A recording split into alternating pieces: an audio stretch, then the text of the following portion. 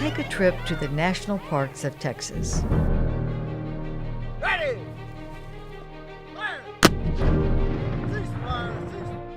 And you will travel through time. This is one of the most exceptional bodies of rock art anywhere in the world. Across our state's richly varied landscapes. We're going to go around here. And into some of our most magical places. One of the things that I love about the Texas National Parks is they're almost a microcosm example of the national parks across the nation. Step into a church that has drawn worshipers for nearly 300 years. Meet endangered baby sea turtles taking their first steps into the ocean. I think that the Turtle Program has a message of perseverance. You can make a difference and you can see progress.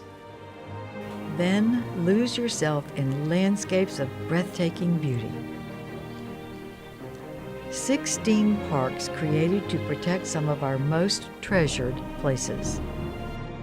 Join us as the National Park Service celebrates its 100th anniversary on a journey to celebrate the national parks of Texas.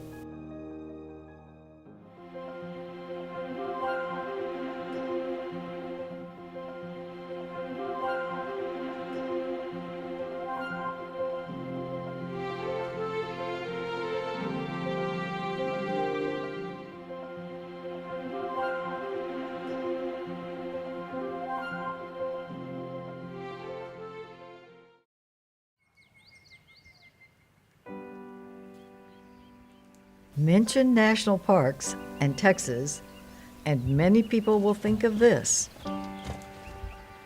Big Bend National Park. A corner of our state that's bigger than Rhode Island. More than 800,000 acres of deep canyons, rugged mountains, and dramatic desert landscapes, embraced by the Rio Grande. I have never seen a place that changes as much day to day, year to year. You'll see mountaintops lit up one at a time with clouds all around them. You'll see storms across the open expanses of the great landscape here. You'll see flowers one year, incredible birds the next, great night skies the next.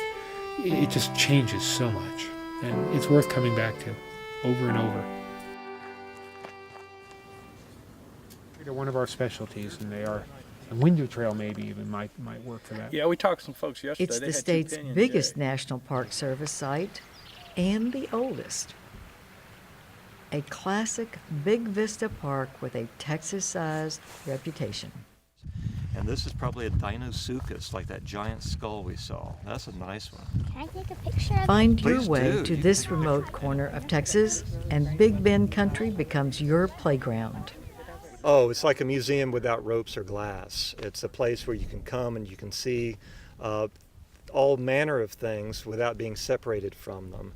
You just have to respect that. With that privilege comes responsibility not to take anything with you when you leave. And so what do we do with all the cool stuff we found today? We leave it on the site. And I encourage people just to go for a walk. The terrain is often open, and you can go out and discover something for yourself. It may be a lizard eating a grasshopper or a snake skin. It may be a petrified log or a dinosaur bone. But just go out and enjoy it and experience it for yourself. At Big Bend, that experience can include a morning of bird watching near the Rio Grande, an afternoon spent discovering the richness of life in the desert, and a night in the Chisos Mountains under some of the darkest skies in North America. There's something special about the really large land area, the size parks. They offer wilderness, an unlimited landscape where you could look out and see nothing made by human beings, and I think that is irreplaceable. Spend time here, and it's hard to imagine that this vast and varied land could be anything but a national park. Before any of these places were a national park, they were a place for locals, right? Big Bend National Park in particular wouldn't be a national park today without the active efforts of these local communities that surround it. It's difficult to put into words, right? The kinds of personal connection that people make to these spaces.